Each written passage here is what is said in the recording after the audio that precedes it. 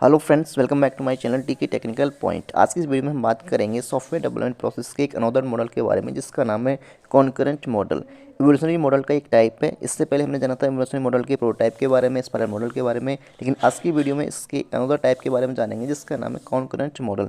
Concurrent process model किस तरह से वर्क करता है, सॉफ्टवेयर इंजीनियरिंग किस तरह से इसका वर्किंग प्रोसेस रन होता है, कैसे एडवांटेज है, कैसे डिसएडवांटेज, यानी कि कॉन्करेंट मॉडल के बारे में बेसिक इन्फॉर्मेशन आपके साथ शेयर करने वाला हूँ। अगर आप चैनल पर नए तो प्लीज़ वीडियो को लाइक करें, चैनल को सब्सक्राइब भी कर लें, ताकि आगे आने वाली इसी तरह की यूजफुल वीडियोस की नोटिफिकेशन आपको मिलती रहे। आज की इस वीडियो में जानेंगे कॉन्करेंट मॉडल के बारे में, अबाउट कॉन्करेंट मॉडल, यानी कॉन्करेंट मॉडल जो है क्या, वर्किंग ऑफ कॉन्करेंट मॉडल, इसकी वर्किंग प्रोसेस को समझेंगे, एंड एडवांटेज एंड डिसएडवांटेज को भी समझेंगे, इसके एडवांटेज क्या है और डिसएडवांटेज क्या है।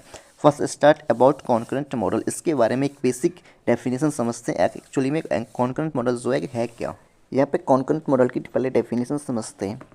The concurrent model is the methodology in which multiple phases of the software development process are performed simultaneously। यानी कि इसमें होता क्या है, एक मेथोडोलॉजी है जिसके अंदर सॉफ्टवेयर डेवलपमेंट प्रोसेस के डिफरेंट फेसेस, मल्टीपल फेसेस जो होते हैं एक ही समय में यहाँ पर रन होते हैं, एक ही समय में परफॉर्म होते हैं। The main goal of concurrent model is to process a final product. इसका जो मेन गोल होता है, फाइनल प्रोडक्ट रेडी करना होता है, that needs the customer's requirement while minimizing the overall development time and costing। जो कस्टमर की requirements जो है उनको फुलफिल करे कम्प्लीटली, एंड जो यहाँ पे टाइमिंग एंड कॉस्टिंग है उसको भी यहाँ पे मिनिमाइज़ किया जाता है, ताकि टाइम भी सेव हो और कॉस्टिंग जो है इसकी वो भी सेव हो। यानी कि इसका जो मेन गोल होता है, एक फाइनल प्रोडक्ट रेडी करना होता है जो कस्टमर की रिक्वायरमेंट्स को फुलफिल करता हो, और उसके साथ साथ इसमें टाइमिंग कॉस्टिंग को भी मिनिमाइज करने का वर्क किया जाता है। It is a type of evolutionary model, एक तरह का इवोल्यूशनरी मॉडल है। It is also known as concurrent engineering या कॉन्करेंट प्रोसेस मॉडल CPM। इसको कॉन्करेंट इंजीनियरिंग के नाम से भी जाना जाता है, और इसको कॉन्करेंट प्रोसेस मॉडल यानी कि CPM के नाम से भी जाना जाता है। The term concurrent means done at the same time.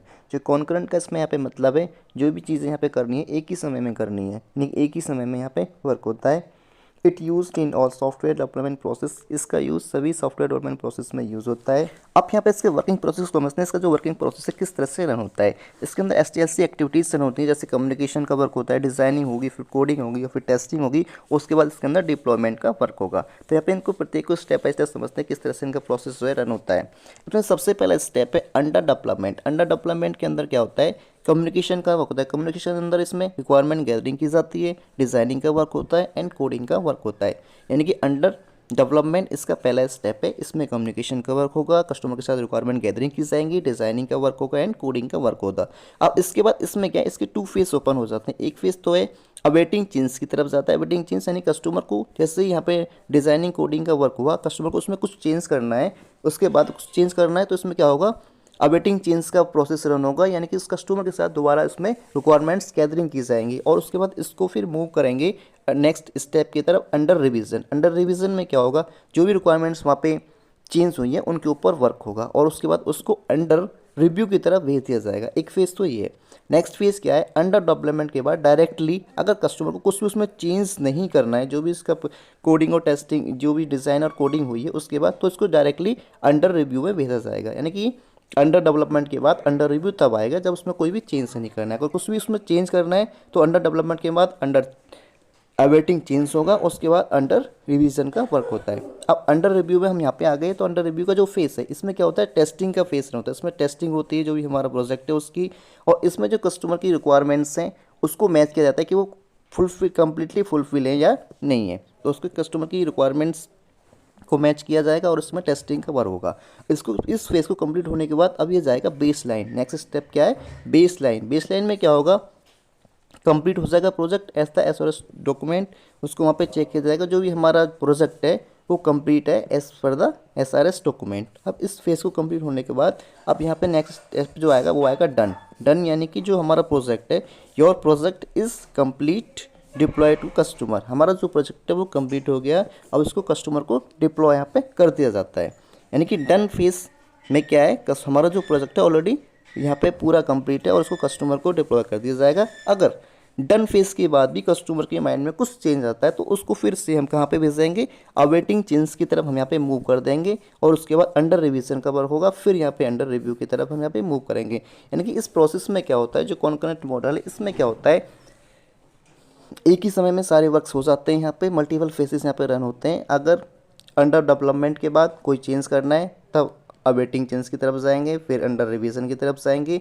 अगर कोई चेंज नहीं करना है तो अंडर रिव्यू होगा, अब अंडर डेवलपमेंट के बाद, फिर उसके बाद बेस लाइन का वर्क होगा, उसके बाद डन होगा। डन के बाद भी कुछ चेंज करना है तो फिर again awaiting change, under review and under revision and फिर उसके बाद अंडर रिव्यू। इस तरह से इसका जो वर्किंग प्रोसेस है वो रन होता है। अब यहाँ पे जो कॉन्करेंट मॉडल है इसके एडवांटेज एंड डिसएडवांटेज की बात करते हैं। इसके एडवांटेज क्या है और इसके डिसएडवांटेज क्या है।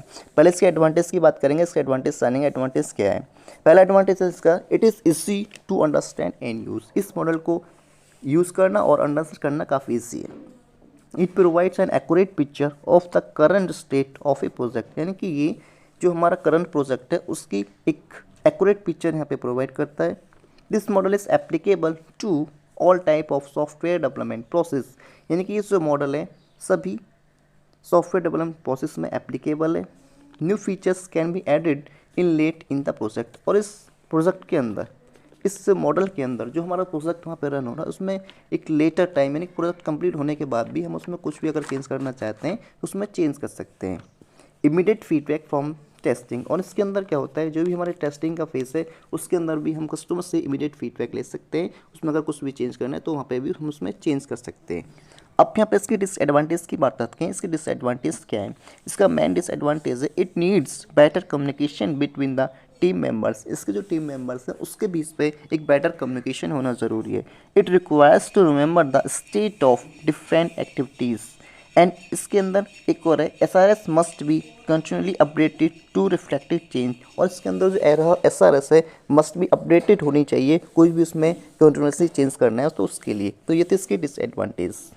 इस तरह से हमने यहाँ पे जाना कॉन्करेंट मॉडल के बारे में। कॉन्करेंट मॉडल है क्या, इसका वर्किंग प्रोसेस किस तरह से रन होता है, इसके एडवांटेज क्या है, इसके डिसएडवांटेज क्या है, यानी कि एक बेसिक इन्फॉर्मेशन जो मैंने आपके साथ शेयर की। अगर आपके लिए यूजफुल हो प्लीज़ इस वीडियो को लाइक करें, चैनल को सब्सक्राइब करें और शेयर भी कर दें ताकि आगे आने वाली यूजफुल वीडियोज़ की नोटिफिकेशन आपको मिलते रहे। थैंक्स फॉर वॉचिंग, मिलते हैं नेक्स्ट वीडियो।